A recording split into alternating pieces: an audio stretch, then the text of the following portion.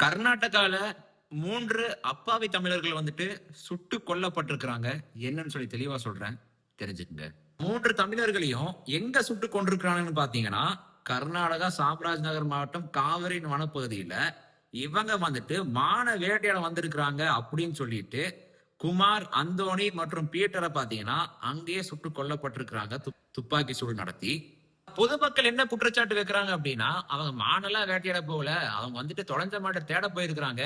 அங்க வந்துட்டு ஏதோ சம்பவம் நடந்திருக்குது. அந்த சம்பவத்தை மறைக்க தான் இப்ப மான வேட்டையாட போனோம். அதனால அவங்க சுட்டுக் கொன்ற சொல்லிட்டு இருக்கிறானுங்க.